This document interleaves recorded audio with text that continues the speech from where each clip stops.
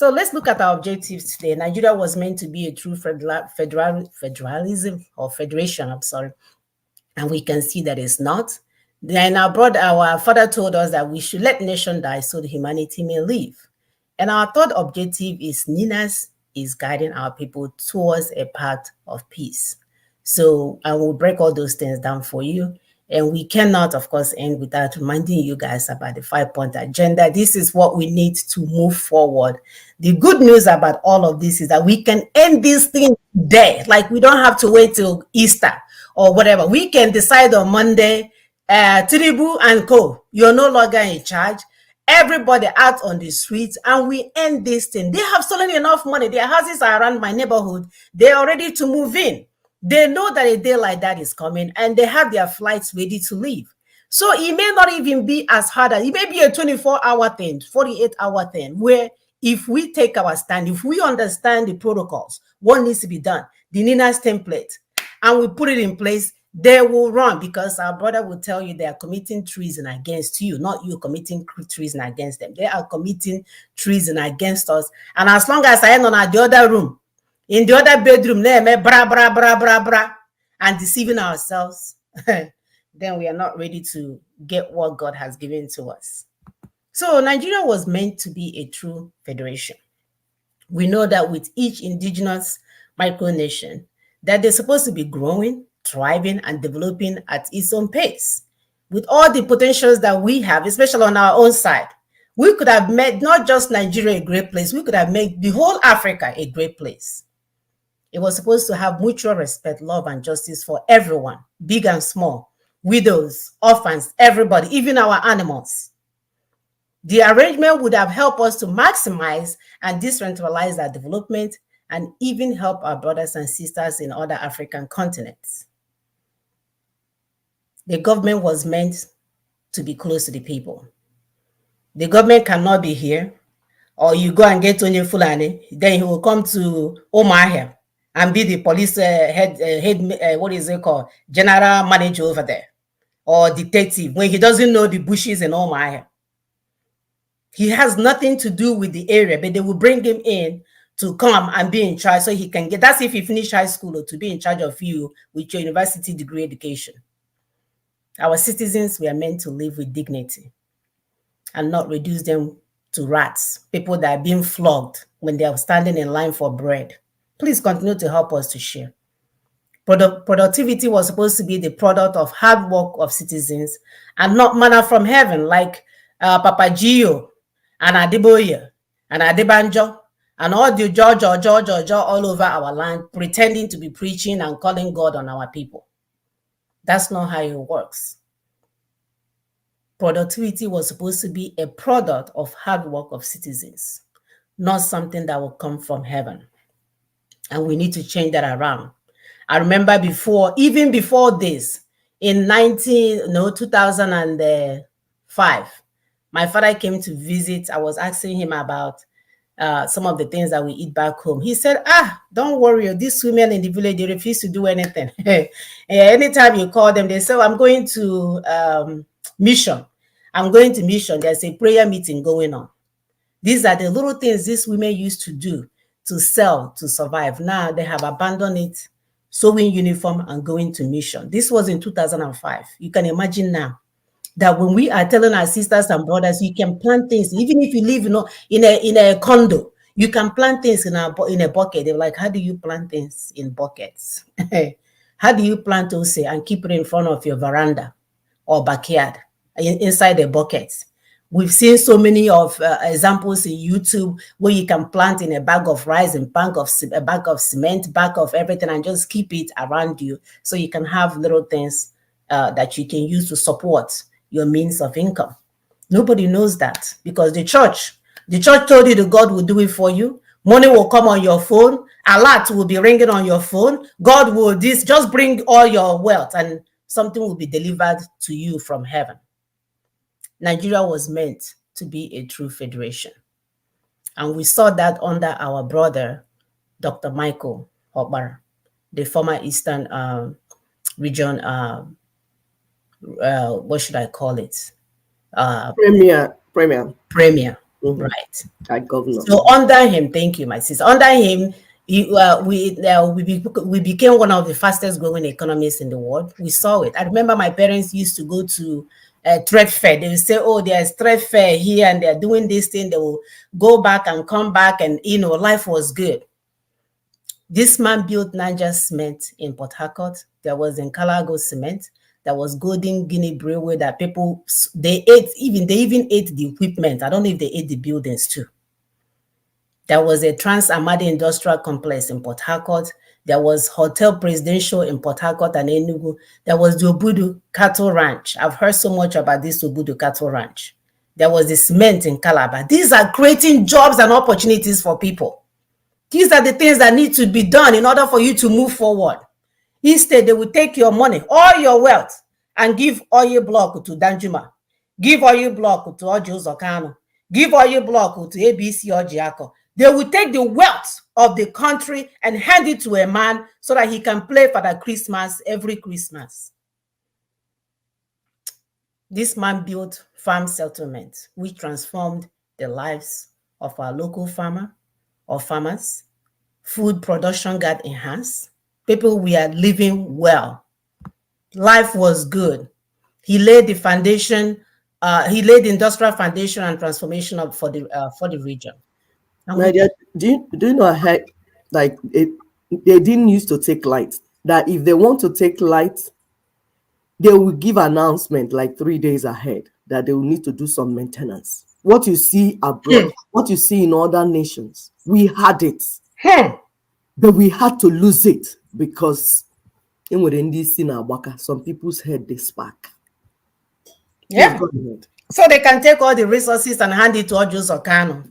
And then he will tell us, "Oh, I'm cooking for 300 people in my house." What makes it okay for you to be cooking for 300 people in your house? Are you God? Are you God? You swallow the wealth of the people, and now you can come out and be bragging how you're cooking for 300 people. Then when the young ones will make noise, you guys will start doing these transformational courses. A young youth transformational alliance. Yeah, they will buy wheelbarrow for them and buy broom for them. Say, okay, we're empowering the youths. Graduates. You have been punked, people. You have been punked by your brothers and sisters. And thank God we are about to start identifying them, isolating them, and criminalizing them because they are part of this criminality. They are part of the colonial monsters that have held us down for life and left us in a situation where we cannot move forward. Our lives were much better 100 years ago than it was today with the so-called westernization project. Instead, what they do is they will come and invest 1,000 and take out 20 million. The purpose of investing 1,000 is that you can allow them into the space so that it will look like they're investing anything, but they are there to pack your sand, even sand. They pack even sand. They dig sand and pack sand. That's how serious it is. So serious that plane flies in the mud. Yes. In Africa. Yes. Africa is the only place plane will fly in mud because they've taken all the resources and they're flying through bushes. Through bushes. Because if they start building wrong way now, people will know something is going on. So they've learned to build plane that will fly in poto. And it will not crash. Oh, of course, it will not crash. It will only crash if you're a bank manager. Yes. Yes. If you're a bank manager and you have given $1 billion to your church, and it's time to pay up, it will crash. Okay. Yes, and when you decide to be eating with the devil with long spoon, we've told you don't eat with the devil at all, let alone using long spoon. Are you using long spoon? Do you and the devil, are you eating the same type of meal? The devil's meal is flesh and blood. What is your business with eating with the devil? Whether you're using long spoon or short spoon, it will pull you in. We warned our people, and we're still warning you. All you people that call yourself elites, stop eating with the devil. You women, you don't hear. You're there feeling that you are cool. Your husband is the new billionaire in town. When it will happen, don't say we did not warn you. It is not time anymore to be ignorant to women of the land. Wake up. Wake up.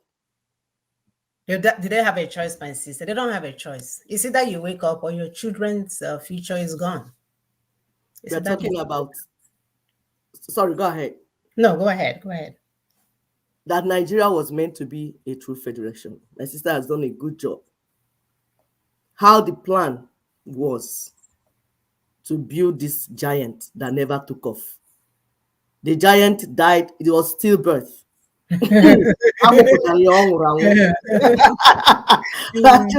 Nigeria was a stillbirth. All the plan our fathers had, when they finished, they delivered the child. Alas, the child was dead.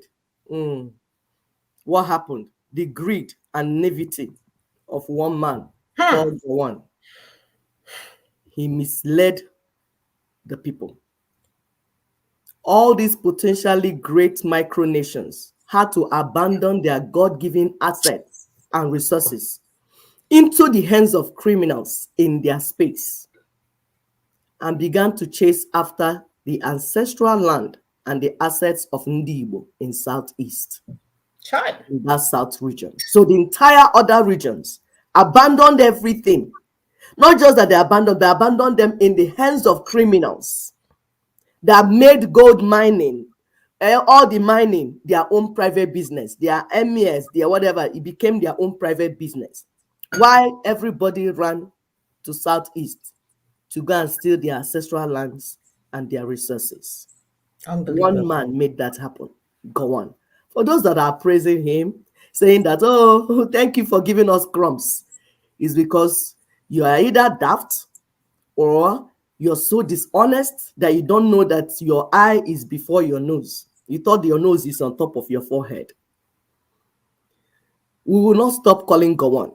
He's still alive. Those that know where he is, tell him more. He should come and undo what he did because the ancestors will not allow him in. He will become a Kaluguri if he passes from this place.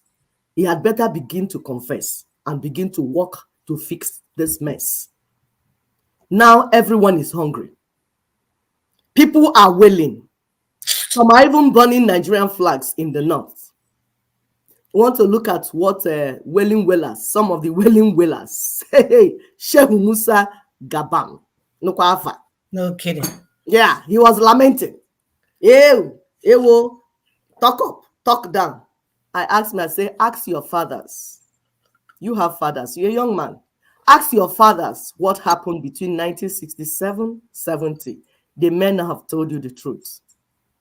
That man-made disaster you are referring to, it is retribution of the sins of your fathers. So you better go back and go and seek truth. The chicken has come home to roost. They've lied to you, and you continue to live in lies, and then now the consequences are in front of you. Everybody is wailing. Wailing will not help you. Coming is bigger than everyone. This man, as ignorant as he is, or he has been made to be so ignorant, that he opened his mouth that he's using to eat beans, to say that Niger and Nigeria are the same, that they have the same culture. I think it's the same now. Remember, he was there when Buhari was Buhari everything to Niger. Everything was sent to Niger. So it's easy for anybody to get confused. He hold the effrontery to say they are the same, they have the same culture, everything is the same with his mouth. Meanwhile, he was referring to Northeast and Northwest, which they've carved and conquered, made to look like Niger. This ignorer, whatever, I don't know what to call him, refused to acknowledge and recognize all the indigenous peoples in the southern and middle belt parts, who are completely and totally different from whatever they're doing up there with that their Sharia and their feudalism. Our culture is different. Our way of life is different. Our worldview is different. Unbelievable. Nothing is like day and night. This one Pama had the effrontery to say that Niger and Nigeria are the same because they have conquered. Wailing wailers. Tell him to go and get handkerchief. Buhari used handkerchief to cry. He will use a towel. Towel. The thing will land on them that will land on them. He will bring towel to wipe his eyes. The tears that he will shed is unbelievable. Nigeria was meant to be a true federation, but these people hijacked it. destroyed that dream.